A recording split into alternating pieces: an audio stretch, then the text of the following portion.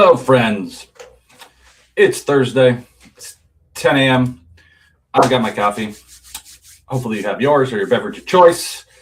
We'll have a conversation this morning before we depart for summer. Yes, speaking of which, we're going to take a break till the fall just because of the amount of time I'm in and out. It'll be start, stop, start, stop, stop. We will kick back off in the fall.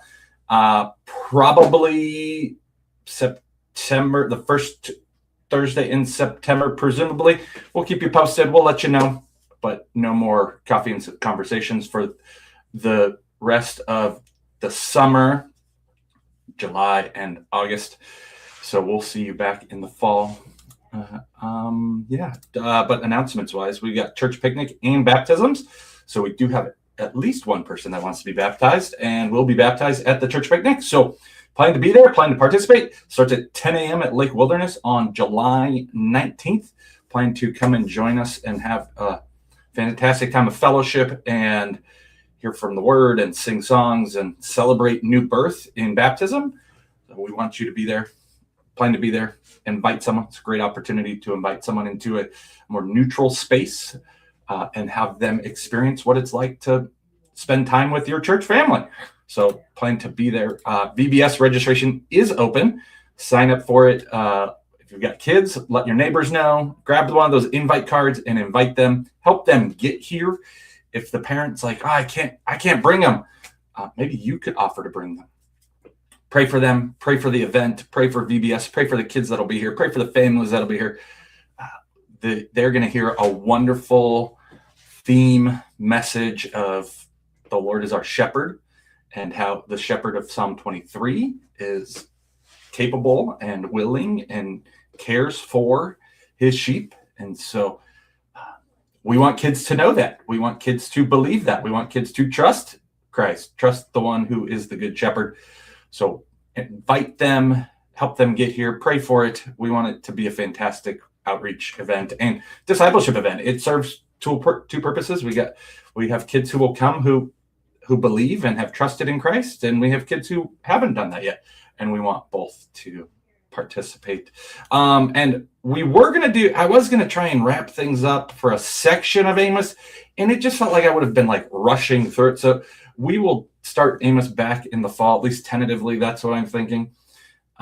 If you want to study more on Amos during the summer or the minor prophets, you can let me know and I can give you some books that might help you with that would be helpful in you reading it. Not that they might be helpful, but they would be helpful to you in that. And we actually have some in the church library, so you could grab them and do a deeper dive on the minor prophets this summer. So what I wanted us to think about just as we're rolling into summer is how can we embrace and use summer? I don't know why that little why is it doing that anyhow?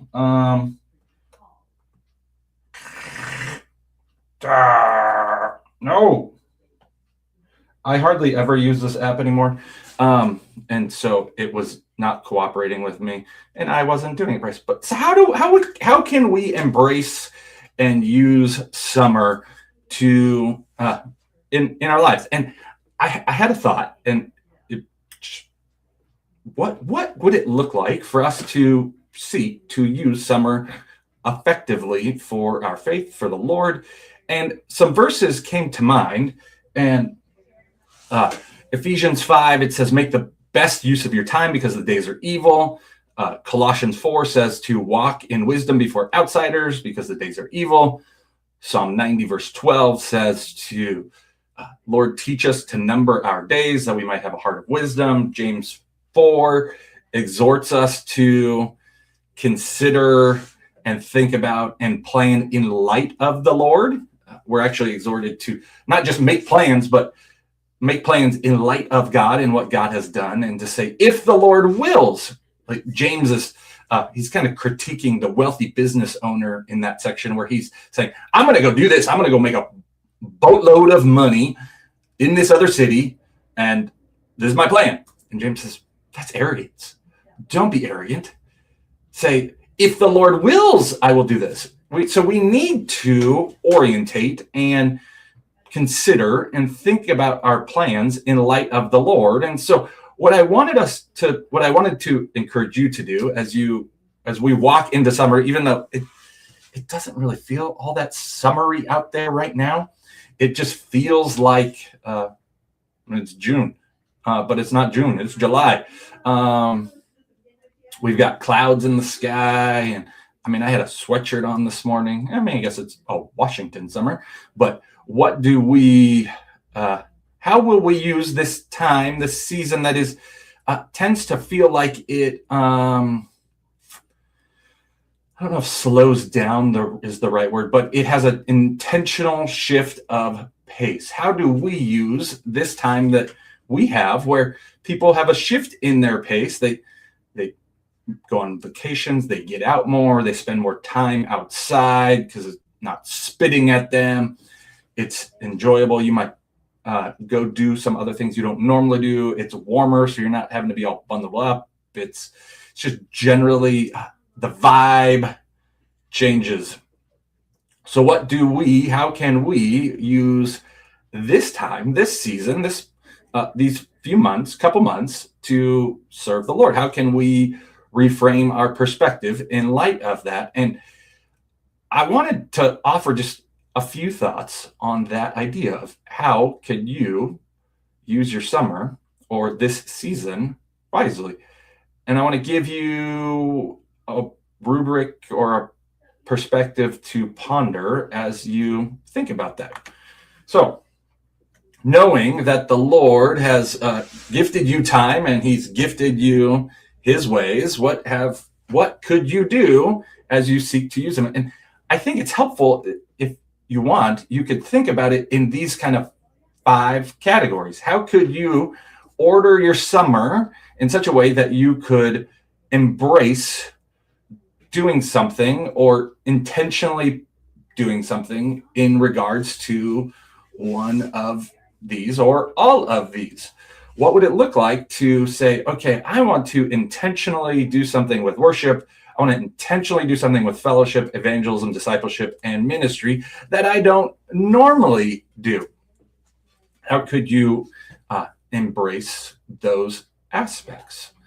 What could you be intentional about? Maybe you don't do all of them, but maybe you say, hey, I'm going to be intentional this summer about fellowship. So I'm going to see, again, I am not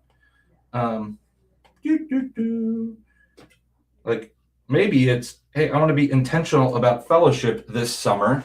And that you say, hey, to do that, I'm going to intentionally try to have a coffee with 4 people and think about 4 different people that you don't know, or you don't know well, or you do know well, that you're like, I want to get together with that person. Have you ever noticed that sometimes you can be like, I need to get together with that person? And if you don't make plans, it just doesn't happen. It's like, hey, we need to get together soon.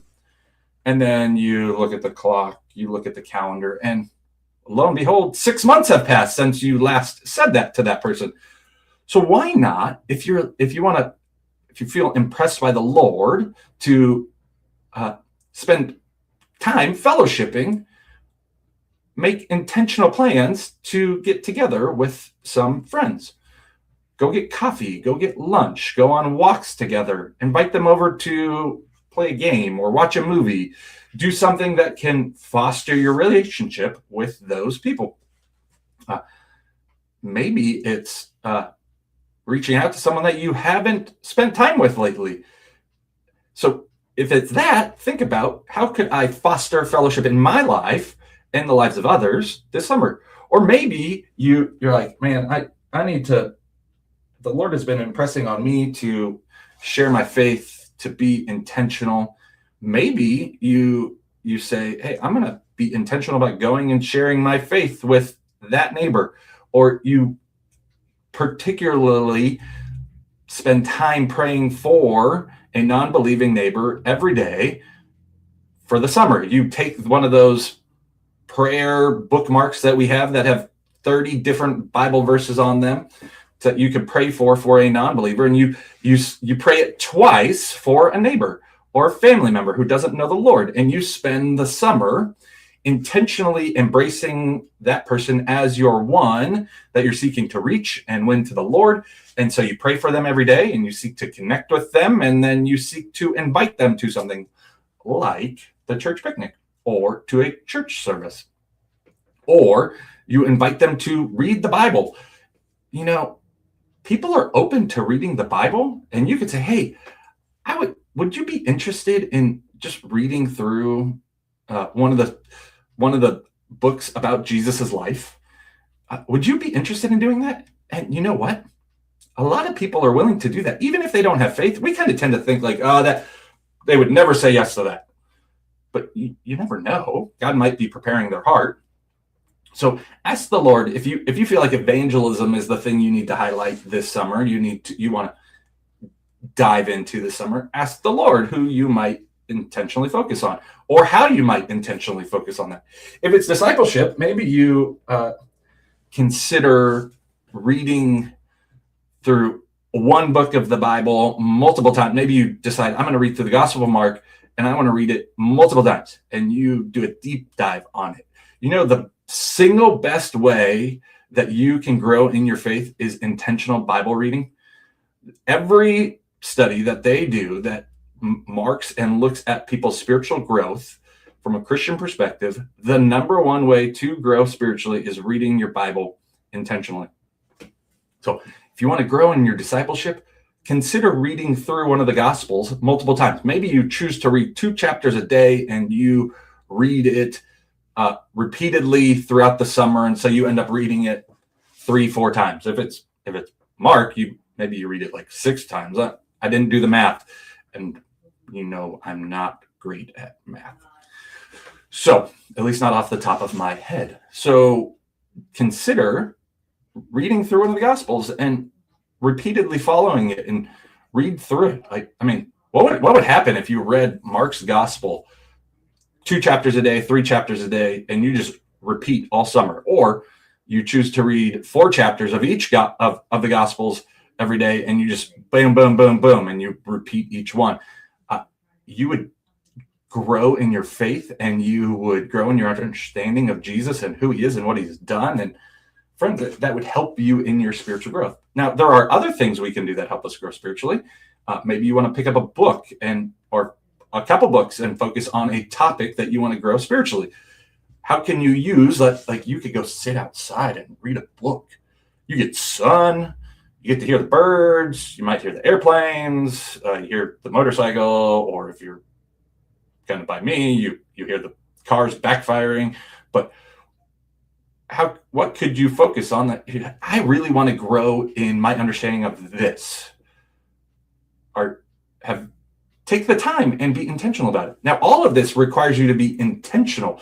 You say, hey, what is I want to grow in an area over summer, and here's my plan to do it. It's not just like a haphazard thing. It's, okay, I'm going to be intentional. I'm going to think. I'm going to say, I want to focus on this, and I'm going to go into this with intentionality. The more we have intentionality, the more likely we are to accomplish the thing that we want to accomplish. So maybe you pick a book to read and you make a reading list. You know what's fascinating? Whether you love AI or hate AI, one thing you can use it for is to put in a table of contents of a book. You snap a picture of it, you put it in there, and you say, make me a reading plan to read this book in 30 days. And it will spit out at you a reading plan, and you can print it off, and you have check boxes, and it'll help you stay on track. Just something you can do. Maybe it's ministry. Maybe you intentionally choose to maybe you haven't signed up to serve at VBS, and you're not serving regularly, and it's, hey, here's an opportunity. Or maybe you are serving regularly, and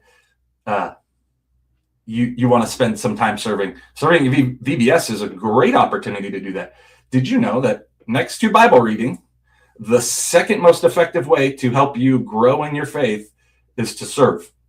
To serve in a way that stretches you. So If you've been serving in the same capacity year after year after year, it might be worth considering, hey, I'm going to add this. I'm going to step out in faith and serve the Lord in this area. And I'm not saying stop serving in the way you are serving, but maybe you ratchet it up. You increase the intensity a little bit. It's like exercising your faith muscles.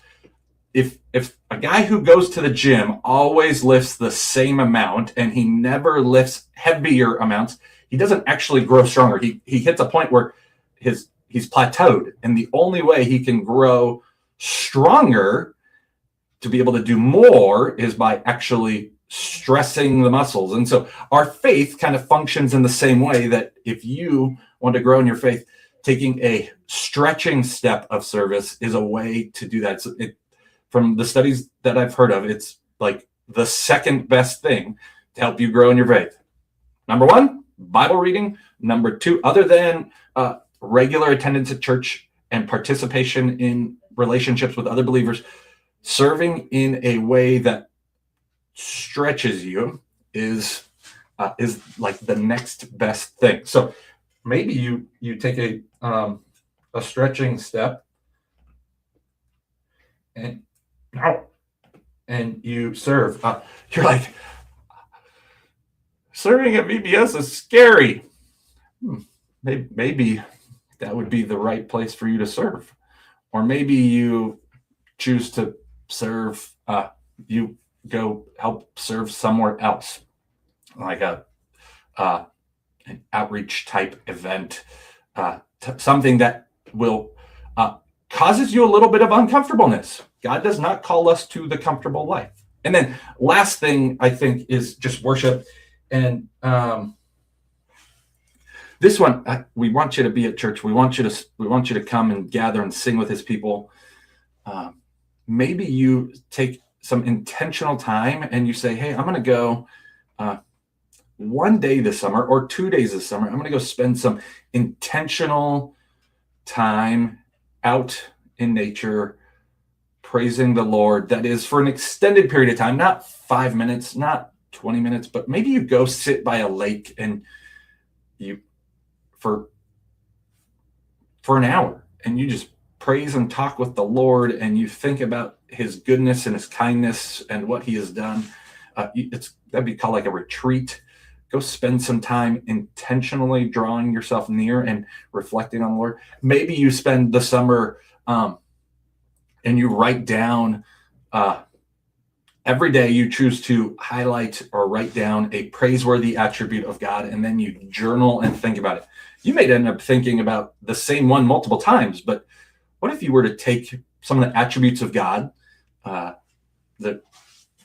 and take a list of them and intentionally choose to think about and journal on one of them each day, and find a Bible verse that goes with it and spend your time ruminating and reflecting on that. If you want a list of attributes of God, I could find you. I could give you one.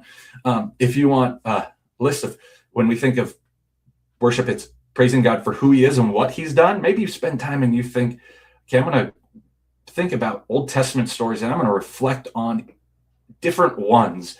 So maybe first one, you reflect on God's creation. Day one of your intention to reflect on and worship the Lord more, you spend time thinking about his creation and you reflect on that. And then you spend time reflecting on and thinking about God's grace as it's revealed in the fall, how he is gracious and merciful to Adam and Eve in the midst of it, and how he's gracious and merciful to us. And then maybe it's you reflect on his acts with Noah and Abraham and Isaac and Jacob and Joseph and Moses and Israelites in the Exodus and Joshua. You could realistically take a individual or a event or a period of history, biblical history, and think about it and reflect upon it for an extended period of time. And friends, I think you would be blessed by spending that time reflecting on the Lord in worship. Your heart would grow and warm towards him. So I I just want to exhort you to consider how you might use your summer to do one of those things. And if you are going to do one of those, I would love for you to share with me. You could put it in the comments. You could tell me in person. I'm going to spend the summer thinking about, or I'm going to spend the summer focusing on this one. If you've got one right now, you're like, hey, I'm going to do this. I'd love for you to put in the chat or in the comments and just say, hey, I'm going to spend my summer thinking, or not thinking about. Don't just think about it. Pick one or two or all five. If you want to do all five and you want help, great. Put it in the chat, put it in the comments and say, hey, I'm going to spend my summer focusing on this, and then think about how you will do that. And if you want help with it, I would love to help you. Like if you're like, hey, I would love to spend summer reflecting on attributes of God. Boom, let's go. That would be fantastic. Or if you're like, hey, I want to step out in faith in a way of serving the Lord in a new way, I'd love to help you figure out how you can do that.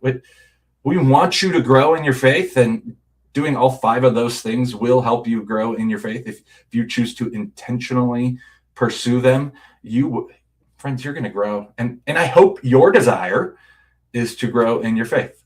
I hope your longing, your desire, your plans is to grow in your faith and not just be content where you are. We want to constantly be growing in our faith. So what are you doing? What will you do this summer to grow? All right, friends, signing off for summer, and we'll see you in the fall.